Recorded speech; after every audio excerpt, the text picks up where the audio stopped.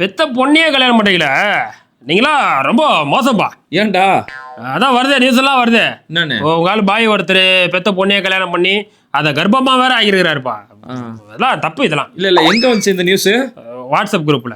அப்படின்னா WhatsApp group அது சமத்துவ சங்கிகள்னு ஒரு குரூப்பு, அதுல இப்பதான் உங்களுக்கு வந்துச்சுல நியூஸ். அந்த நியூஸ் எங்களுக்கு வந்துச்சு. அந்த நியூஸோட உண்மை என்ன தெரியுமா? விஷயம் என்னன்னு பார்த்தோம்னா, கடந்த சில நாட்களாகவே சோசியல் மீடியாவில் ஒரு வீடியோ பெரிய அளவில் வைரல் ஆகிட்டு இருக்காங்க.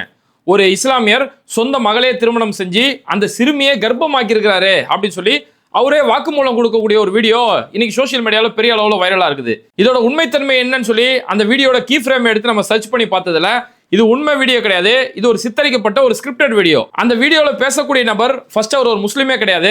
அவருடைய பேர் ராஜ் தாக்கூர். ராஜ் தாக்கூர் அப்படின்னு சொல்லி ஒரு இன்ஸ்டாகிராம் பேஜ், ஒரு யூடியூப் பேஜ் வச்சிருக்காங்க. அந்த பேஜ்ல மார்ச் 5ஆம் தேதி இந்த வீடியோ பதிவிட்டு இருக்காங்க.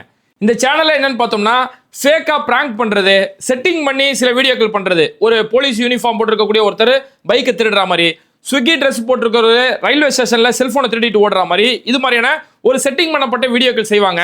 அது மூலமா சில நேரம் விழிப்புணர்வு வீடியோவும் போடுவாங்க. ஆனா அதுலயே கேப்ல எங்கேயாவது வாழைப்பழத்துல ஊசி ஏத்துற மாதிரி இஸ்லாமிய வெறுப்பையும் தொடர்ந்து பரப்பிக்கிட்டு இருக்காங்க. அப்படி பரப்பின ஒரு இஸ்லாமிய வெறுப்பு தான் இந்த மாதிரி ஒரு இஸ்லாமியர் ஒருத்தர் சொந்த மகளே திருமணம் செஞ்சுட்டாரு, அந்த சிறுமியை கர்ப்பமாக்கிட்டாரு சொல்லி ஒரு பொய்யான வீடியோ பரப்பிக்கிட்டு இருக்காங்க.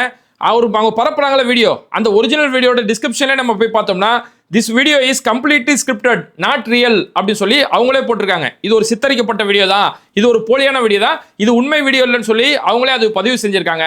ஆனா இது எதுவுமே தெரியாம சங்கிகள் இந்த செய்தியை வேகமா பரப்பி இது மூலமா இஸ்லாமிய வெறுப்பு பரப்புறாங்க. அதனால பரவக்கூடிய இந்த செய்தி உண்மை கிடையாது, இது முழுக்க முழுக்க உருட்டு. அப்போ அது பொய் செய்தியா? அப்போ இந்த மாதிரி பொய் செய்திலாம் வராம இருக்கணும்னா அந்த சமத்துவ சங்கிகள் குரூப்ல இருந்து லெஃப்ட் ஆகணும். மறக்காம பேட்டை டிவியை சப்ஸ்கிரைப் பண்ணணும்.